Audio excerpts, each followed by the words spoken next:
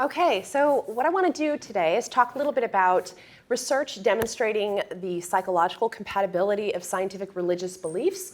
You'll note that this dovetails really beautifully with a lot of the talks that we've heard this morning. Another thing that I want to do is remind all of us how relevant these topics are in popular culture debates, popular science debates. And despite the fact that there's this, as we've heard from our speakers today, this very elegant literature, social scientific literature, that is directly relevant to how people think about these things psychologically, a lot of that is not percolated into the popular science literature at all, which increasingly seems to me like coalitional cultural warfare, where science and religion are kind of pitted against each other in a battle for truth, which is a terrifying prospect and has been, I think, in the United States, perhaps in particular, certainly in this state, I think been incredibly destructive for lots of different reasons. So I kind of wanted to draw everybody's attention to how high the stakes really are. And in fact, how discrepant the popular science discussions of these topics are with the social scientific discussions of these topics. So let's talk a little bit about the challenge in thinking about reconciling scientific and religious explanations. First of all, despite what scientists might love to believe, we did not in fact evolve to be dispassionate scientists. Science is very difficult indeed, even for the best of us with many years of formal training. Most of us we still struggle with this. All of us do, in fact. As Bob mentioned, formal scientific reasoning is psychologically unnatural. He talked a little bit about confirmation bias, all kinds of errors that we make in evaluating evidence. This, of course, is not true specifically of religion, but is true in all aspects, and formal scientific reasoning in many ways is less psychologically intuitive, which we've heard a little bit about today already. Another thing I want to mention is that there are both ideological objections and religious objections, as well as cognitive biases that make understanding and teaching evolution very difficult indeed. So just if we put aside the ideological issues, the religious objections, as we've heard about, evolution is very difficult for people to understand, just based on kind of intuitive cognitive biases, which is what the quote from Dawkins was referring to. It seems as though evolution was designed to be difficult for people to understand.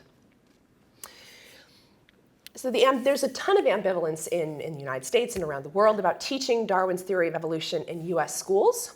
There's religious resistance to scientific ideas relating to origins, and there are ideological objections concerning threats to human uniqueness. There's actually quite a lot of evidence that many people find the idea that we weren't created by a divine being in his or her image to be something deeply upsetting. This questions whether there's meaning to the universe, whether there's meaning to our own lives. Deeply unsettling prospects. And our psychological systems are wrestling with a lot of that.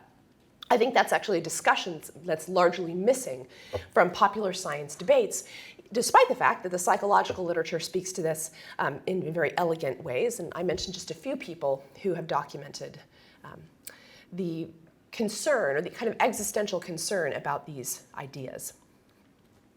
There are many supernatural explanations available to understand biological origins. Right? Creationism would be one. There are, of course, many different varieties of creationism.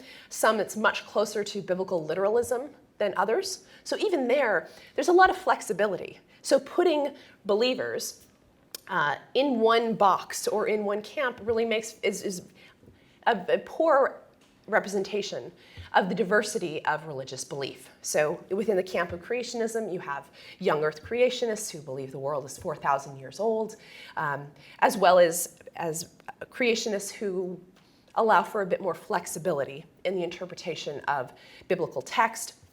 Theistic evolution is what you often see among populations who are both religious and also very highly scientifically educated, where what you find there is that God or the divine are just pushed farther and farther back. And this is ultimately something that science could never disprove anyway. You push God back far enough, there's really no way to discount that. But I put these up to remind, these slides up to remind everyone that there's actually a lot of variability within supernatural explanations for biological origins. And from a popular science outreach perspective, an educational outreach, you have to understand this kind of variability, because designing educational interventions or programs for different people with very different beliefs and different degrees of flexibility in their beliefs and in ways in which they evaluate evidence, our interventions really need to be tailored to reflect this diversity. So how many of you have been to the Creationist Museum? Have any of you seen this place? Fascinating. All well worth the admission dollars. Well, that's questionable, but it's fascinating for many reasons. And I bring this up to talk a little bit about this movement in the United States that kind of young Earth creationists, and there are a lot of very, very well-funded lobbies who put a lot of effort into trying to gather or demonstrate using scientific methodology or scientific tools that there is evidence, scientific evidence for purely religious beliefs or ideas that occur in religious texts. These are just a few quotes from the Lucy exhibit. Sorry. Actually, can you see what's going on in this picture? So it's a human child on a triceratops, I think. So before I talk about the Lucy exhibit, I want to mention that if you find yourself in a situation where you've been told through testimony by people that you respect and trust and have authority that the world is 4,000 years old, and all the people around you believe that to be the case. And then you attend schools and you attend biology classes, and somehow you're faced with this mountain of evidence that the world is actually, let's just say, slightly older than that, substantially older than that. And even worse, we have all of these pesky fossils lying around. And we have, it's really hard to deny those fossils, given that there are many of them and they're quite large. So what do you do in that situation? You have a belief system that's a deep part of your cultural heritage. It's important to your family. You derive a lot of emotional meaning from this and purpose. But then you're also faced with this evidence that appears to be directly contradictory, at least to this biblical literalist account. So one possibility is that you have to reinterpret the evidence, or you need to go to a creationist museum and have somebody else help you with that. So here's some quotes from the exhibit. Enjoy the wonders of God's creation as you uncover what natural selection can and cannot do. And one of the things that I found in studying this is that the fact that scientists are very careful about what they can and cannot prove, they cannot prove anything, right?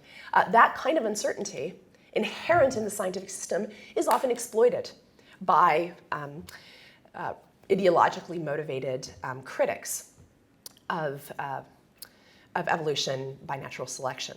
Or things like biblical history is key to understanding dinosaurs, which is kind of astonishing, right? It wouldn't immediately come to mind, or at least to my mind, that biblical history would have anything to say about dinosaurs, given that dinosaurs had probably been extinct for quite some time during that period. But one of the ways, in fact, that this group reconciles scientific and religious beliefs is to claim that prior to the fall of man, dinosaurs, in fact, were vegetarian, and that they peacefully coexisted with humans, thus the human child and the triceratops. I do wonder how the Tyrannosaurus rex works with this, given it seems like a vegetarian diet would really not require a giant mouth of razor-sharp teeth, but that's a debate for another day, I guess. So here's another exhibit where they talk a lot about evidence. So things like monkeys are fun for kids of all ages, and who can disagree with that? But they become serious business when some scientists claim human beings came from apes. Right?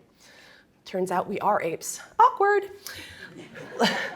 Or we learned from Lucy and other so-called ape men, or what we learned from Lucy, are not all in the human family, they're not all part of the same human family tree. Instead, they will understand people were created specially in God's image. So that's another thing I wanted to point out, is that evolution by natural selection as an explanation for origins isn't equally problematic across the board. So applying to evolution, to microevolution, to the evolution of microbes is quite a different thing psychologically than applying it to humans. Right? So a lot of the tension is really the closer we apply this process to our species. And I wanted to to also talk a little bit about, again, the way that evolution is portrayed in popular media. I saw this quote actually as I was a graduate student at the University of Michigan at a Starbucks. We had limited coffee options, and I noticed this, which was kind of astonishing to me. So Darwin's impact on traditional social values has not been as benign as its advocates would like us to believe, despite the efforts of its modern defenders to distance themselves from its baleful social consequences. Darwin's connection with eugenics, abortion, and racism is a matter of historical record, and the record is not pretty. It's kind of interesting to think about these objections coming not necessarily from the political right, but also from the left. And here's another one, just to kind of provide both sides. Evolution is described by Charles Darwin as a scientific theory, abundantly reconfirmed, explaining physical phenomena by physical causes.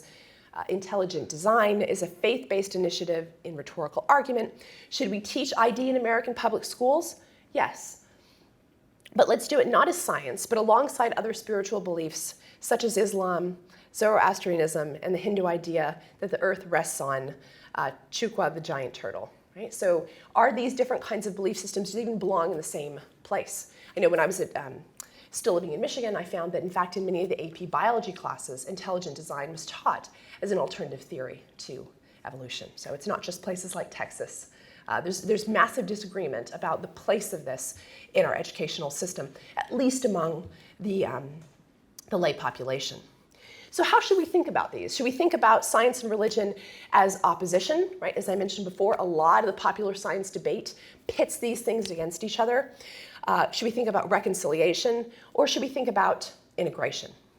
So one possibility is to think of these as competitive ways of knowing, with science and religion in a battle for truth. If you've watched, like I say, a lot of media coverage concerning these topics, this is really what these debates seem like.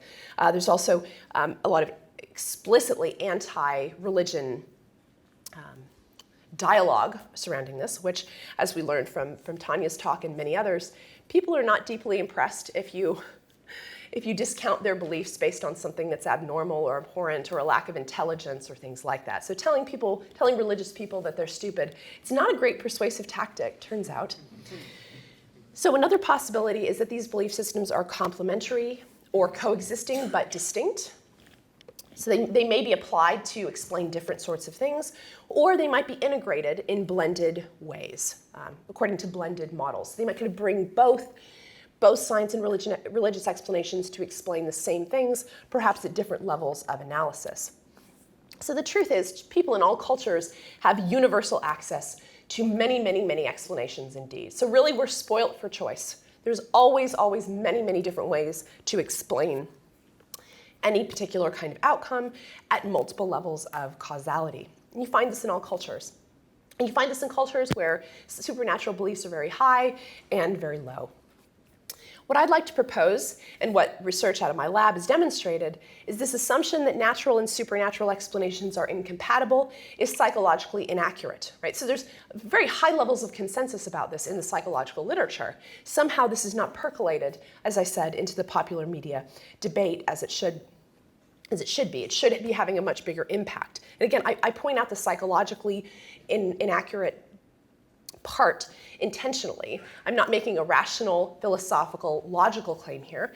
As a psychologist, I'm interested in how people reason about these explanatory frameworks, not what is objectively true. So we know that individuals use both natural and supernatural explanations to interpret the very same events. I think that's a very important point. So it's no great insight that we have both types of explanations, but that people actually put a lot of psychological energy into integrating them. And both kinds of explanations coexist in individual minds in multiple ways. So I just want to give you a couple examples. Here we have our Creationist Museum animatronic Triceratops and our friend Charles Darwin. And so we have access to both types of explanations. And again, as I mentioned, within that supernatural category, there's really a huge amount of variation in what people believe. And even within the biological category or the scientific category, there's a lot of variation in how much people actually understand.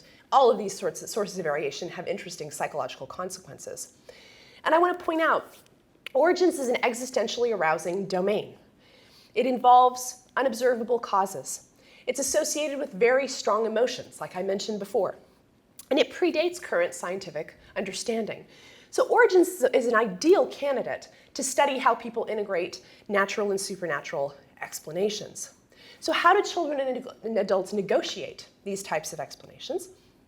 That's really the core of a lot of my research program. And I want to explain this in terms of multiple levels of causality. And there are very predictable ways in which both kinds of explanations coexist in individual minds. I've done research for a number of years on this. One is thinking about proximate and distal causality. So proximate causality would be the more immediate how question. How did this occur? And the distal causality would be the why question. And natural and supernatural explanations can be recruited to explain both. Excuse me. So one way that people integrate these is through something I call target-dependent thinking, where explanations remain alternative views of the world, recruited to explain distinct aspects of a phenomenon depending on target or context. Here's a quote from a study on natural history visitors to a museum. So man is created with a soul, which makes him different from an animal. That can be seen in the book of Genesis. So evolution applies to animals, and that's fine. Humans are special. You can think about synthetic thinking, where you have two different explanations that are combined into a single explanation, really without explicit integration. And if you think about your own understanding of a lot of things, we're full of these we're engaged in synthetic thinking quite frequently. So for origins, we have its evolution with the environment, but I'm also a religious person, so that's a difficult question. I think a bit of both, perhaps. So a little both, religious and scientific. And then for integrative thinking, we have two explanations that are integrated into a single explanation. So humans got here from gorillas and monkeys, because they're intelligent creatures if you really look at them. The first monkeys probably evolved from something else or got put here as an individual. God could have put the monkeys here, right? So the level of analysis and the level of causality is different. So to sum up, I want to point out a few things that we know from the literature. One is that supernatural explanations do not always appear early in development. Some of the previous speakers have demonstrated this very eloquently.